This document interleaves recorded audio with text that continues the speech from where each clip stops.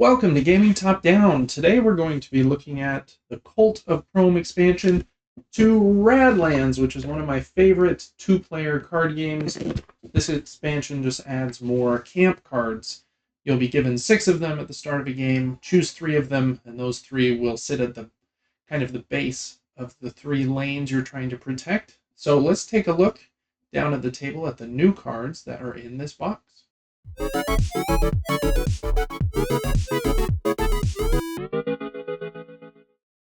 Okay, down here at the table, I have the Cult of Chrome box over here. You can see it's a very small box. It just has 42 cards in it and some stickers.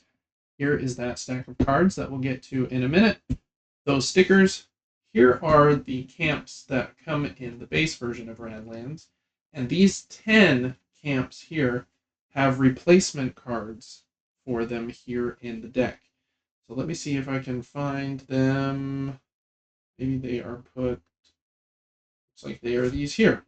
1, 2, 3, 4, 5, 6, 7, 8, 9. Yeah, they're at the back, so that works. Okay, first up is the cache. I'm going to zoom in so we can see these a little bit better. I'm kind of ultra zoomed, so hopefully that still looks pretty good. The cache is changing to, instead of damaging this card and then drawing a card or healing a card, you put out your raiders and get a punk. So that is the change there. The construction yard is changing from if this card isn't damaged, flip over a destroyed camp and destroy this card. Has 2 abilities, move any person to any place. Or for 2 water, send out your raiders. The warehouse, see if we can see that here, is changing from damaging this card, then discard 1 or more cards, not water silo, and draw that many cards plus 1. And this one is if opponent has an unprotected camp, then you may heal 1 of your cards. Mercenary camp is changing from 2 water, and that is destroy 1 of the opponent's cards of their choice unless they discard 2 cards. This one is 2 water, damage any camp if you have 4 or more people. That's a very interesting one. Resonator is changing from destroy an unprotected damage card to damage. This must be the only ability you use this turn. Scavenger Camp, from having 2 abilities, sending out the raiders, or for 1 water, if your raiders event is resolved this turn, you get to heal a card. For free, 0 water, discard a card, then get a punk or a water. Cannon, from damage this card, then deal a damage. This game starts the game damaged. And if this card is undamaged, then you can deal the damage. A bit different there. Command Post, where are you at? 3 water. This ability costs 1 water less for each punk you have, and you get to do a damage. This one, I think it is the same ability, but your deck, where you get to draw 1 fewer card at the start of the game. So it's 1 instead of 2, but the ability is the same. Training Camp, instead of for 1 water, flip over 1 of your punks. If it's a person, it enters play there and is not ready. If it's an event, discard it to gain a punk and water.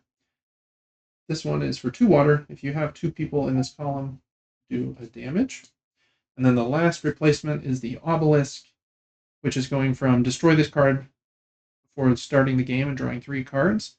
This one is when the last card is drawn from the deck, you win. Very interesting, kind of different card there. So those are the 10 replacement cards. Other than those, there are 4 sets of stickers, and these are meant to be added on top of different sections in the rulebook. It tells you here on the left where you will stick the stickers. These last 3 are big ones that kind of go over a bigger set of paragraphs, but it tells you exactly where to stick them. Very cool. So your rulebook will just be updated with some stuff there. And then to round out this pretty quick video here, we have the 32 new camps. So first up, we have the Armory. Your punks have an ability that costs 2 damage and does, what's that called? Costs 2 water and does damage. And for 2 water, you can get a punk. The Asylum, move any damaged enemy to anywhere on your side, or heal a card. The Bandit Camp, when your raiders resolve, gain a water. Battering Ram, 3 water. Any camp is you can destroy any camp if you have 6 people. Black Market, for 1 water, use the junk effect of a person who entered play this turn. Boulder, 3 water, destroy all enemies in 1 column and damage the camp. Then destroy this camp. Whew. Kind of cool, you're like throwing a boulder down that lane.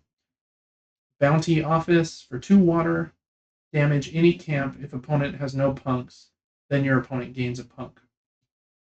Cannibal Totem, for 1 water, damage 1 of your undamaged cards, then heal a card.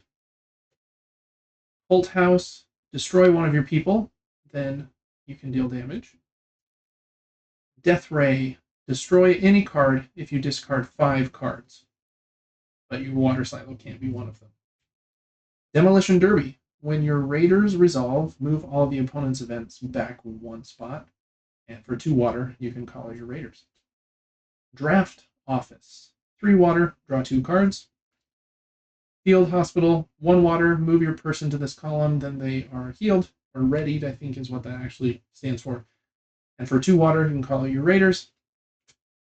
Fortress, this camp starts forward 1 space, a person can go behind it. Interesting. For 3 water, you get 3 punks. Freedom Camp, for 1 water, if your opponent has an unprotected camp, then you get a punk. Gas Station, for 1 water, if this starts the raiders, they start at the number 3 event spot. Interesting. Guillotine, 2 water, destroy an unprotected enemy. Opponent may use their ability without paying water. Incinerator, 1 water, discard 2 cards and may use their junk effects, then deal damage. Laser Tower, destroy all your people in this column, then deal damage. Lobotomizer, for 1 water, ready a person, then discard 3 cards from the deck. If you have what is that? What does that symbol mean? Is that a new symbol? Or am I just not remembering what that symbol stands for? Yeah, I think that is what is happening. It's this symbol here. I think it's destroy a card. If any of those cards that you drew from the top have that symbol as the junk symbol at the top left, place the person with a punk and gain a water. Masquerade. Look at your punks anytime. If your punk is a person, you may pay its water cost to flip it. It enters play ready. That one's really cool. Really like that. Memorial, for 1 water, if one of your cards was damaged or destroyed this turn, ready a card.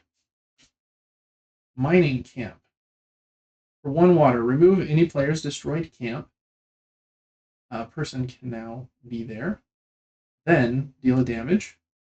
For 2 water, send out your raiders. Motorcycle Club. If you have a punk, get a punk or send out your raiders. Lots of raider cards. What's this? Peaceful Village. 2 water. If this card is undamaged, then ready a card. If this card is damaged, deal damage. Power Plant. For 1 water, all your other camps and undamaged people become ready. Oh wow, that's pretty cool. 0 water. Discard 3 cards, then draw 2 cards. That's the Recycling Depot. Rescue Post. For 1 water, choose one of your people that didn't enter play this turn. Return it to your hand. You can't put it or a copy of it into play this turn. Ridgetop. For 2 water, all cards are unprotected this turn. Saloon. 1 water if both players have a person. Do damage if both players have a person. Then your opponent does injure back to you. Science Lab. For 1 water, discard the top card of the deck, and you may use its junk effect. And the last one, War Room. Your event cards cost 1 water less, and for 2 water, you can send out your raiders. All right, pretty simple little mini expansion here for Radlands Cult of Chrome. I think they have said this is the only expansion they'll be doing because they wanted it to be sure it will fit in the base box. And the camps are kind of one of the main points of variability. So adding 32 new ones and rebalancing 10 of them should add a lot more variability here. Let me know in the comments if you played Radlands. Like I said at the top, it's one of my favorite 2-player card games. It's really excellent, especially at the price point. There's no like collectible nature. This is the only expansion that there is. And so, for $15, you can get an excellent 2-player card game. Thanks so much for watching this unboxing here on Gaming Top Down, and I will see you on the next one. Till then, bye-bye. Thank you so much for watching this video. As most of you know, Gaming Top Down is an independent endeavor. I don't accept money from publishers for previews or opinion-related content, but there are a few ways that you can support the channel and help me keep the lights on. Liking this video and subscribing to the channel helps me to grow. If you're thinking of getting a game that I covered in this video, please click the affiliate link in the description of this video. It helps to support me and doesn't add any cost to your purchase. I also do a weekly gaming podcast where I talk about the board games that I'm playing along with my brother. You can check that out on Apple's podcasts and on Spotify. And you can also get that podcast 3 days early over on our Patreon. You can follow the Patreon at patreon.com/supergamebrothers completely for free. But if you do support us over there, you get some extra perks like being able to write into the show, getting early access to the show, voting on the games that I'm going to cover and review, and lots of other fun stuff. Thanks so much for your support, for liking and commenting on my videos. You really are what helped keep the lights on for me. Thank you.